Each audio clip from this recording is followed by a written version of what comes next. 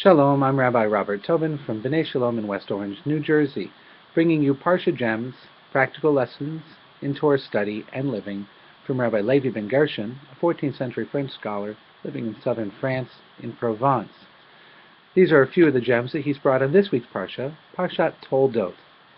His first lesson is in ethics, that a person should attempt to leave an inheritance for his or her children during their own lifetime.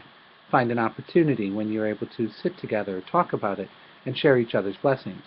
Look, for example, how Isaac asked Esau to bring him some of the foods of the field that he would hunt, so that they could come, and Esau would bless him with his gifts, and then Isaac would have the opportunity in return to bless Esau.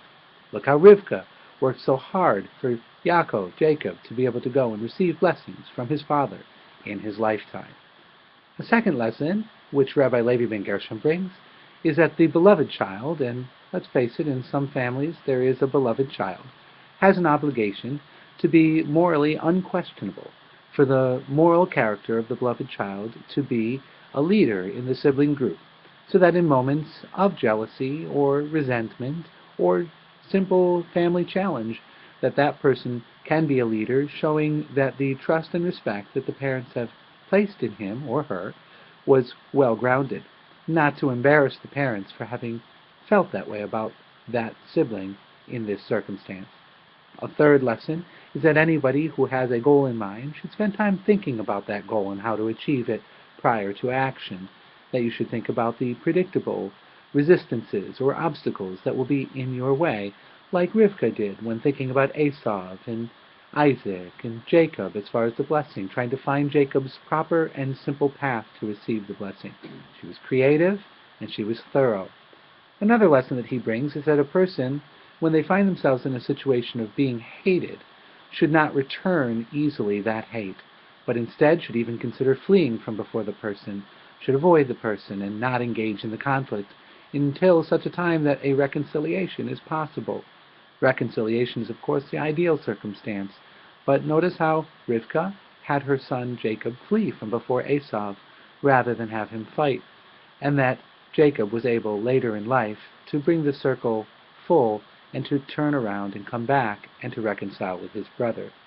The seventh lesson is in ethics as well, in parenting really, that parents should always treat their children with rachmanis, with kindness and love, whether they are good or bad, whether they have done what you wanted them to do or not. Your job is to always have rachmanis as your relationship with your children in every age. And finally, repeating what he had already taught in an earlier parsha when Abraham sent his servant Eliezer to go get a spouse for his son Isaac, here we have as well the need to find a suitable wife for Jacob. This is the obligation of a parent. If your adult children are able to find themselves spouses, that is wonderful. Your job is to welcome and love them. However, you do not need to remain aloof or distant if that is not the case, and you can be involved in encouraging your child nicely and calmly, quietly and lovingly towards relationships that you may be aware of as a possibility in their life among the other people that you know. These are the gems brought by Rabbi Levi ben Gershon on Parshat Toldot. I'm Rabbi Tobin, and I look forward to our study again for another week. Shabbat Shalom.